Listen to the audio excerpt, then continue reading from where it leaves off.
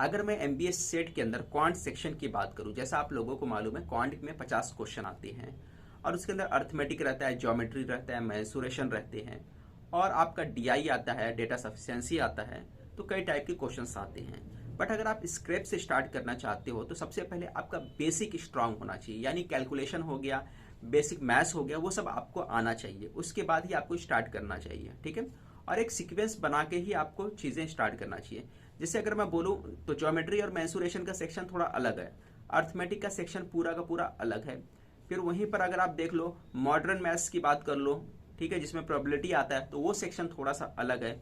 फिर अगर बात करूं डीआई का, डेटा सफिशिएंसी की बात करूं, तो वो भी सेक्शन थोड़ा सा अलग है। सब अलग अलग थोड़ा थोड़ा टाइप है, यानी सारी चीज़ें उठा के एक जगह दे दिया गया है। अब इसी के मुकाबले अगर हम लोग वहां पे चले जाते कैड एग्जाम के अंदर, तो कैड एग्जाम के अंदर आपका डीआई वगैरह का सेक्शन नहीं पूछता है, सिर्फ अर्थमेटिक पूछता है, मेंसुरेशन पूछता है और आपका ज्योमेट्री पूछता है और मॉडर्न मैथ्स पूछता है।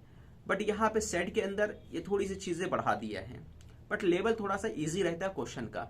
तो अगर आपको स्टडी करना है, अगर आपको तैयारी स्टार्ट करना है, तो सबसे पहले मैं बोलूँगा कि आपको अर्थमेटिक सेक्शन का अगर पढ़ना है तो अर्थमेटिक सेक्शन के अंदर सबसे पहले आपको रेशियो प्रोपोर्शन पढ़ना चाहिए, उसके बाद परसेंटेज पढ़ना चाहिए, फिर उसके बाद जो आगे जो भी चैप्टर आप पढ़ना चाहो पढ़ सकते हैं।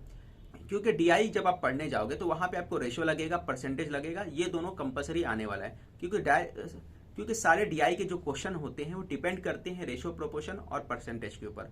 अब यही सारे मिक्स कर करके क्वेश्चन, जैसे डीआई के अंदर टाइम एंड वर्क का भी क्वेश्चन आ सकता है, डीआई के अंदर जो होता है आपका प्रॉफिट लॉस का भी क्वेश्चन घुमा के पूछ सकता है। तो इस तरह के सारे क्वेश्चन आपको वहां पे इस्तेमाल करके पूछता है। तो मैं यही कहूंगा कि पहले आप रेशियो प्रोपोर्शन और परसेंटेज को परफेक्ट कर लेना, यानी अर्थमेटिक सेक्शन को परफेक्ट कर लेना, उसके बाद ही आप डीआई शुरू करना। डायरेक्ट डीआई में मत घुसना, नहीं तो कुछ नहीं समझेगा।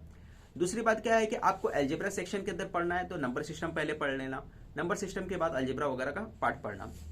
फिर अगर हम लोग बात करते हैं ज्योमेट्री का, तो ज्योमेट्री और मेंसुरेशन दोनों तकरीबन एक दूसरे से जुड़े हुए हैं। तो पहले आपको ज्योमेट्री पढ़ना चाहिए, फिर उसके बाद मेंसुरेशन पढ़ना चाहिए, ठीक है। तो ये कुछ बेसिक बातें थी जो मैंने आपको बताया। अगर आपको मैथ्स स्टार्ट करना है तो इन बातों पे ध्यान रखना चाहिए, ओके। तो जल्दी मैं इस तरह के और वीडियो लाने वाला हूँ। अगर आप चैनल पे नए हैं तो चैनल को सब्सक्राइब करके रखिए। मिलते हैं नेक्स्ट वीडियो।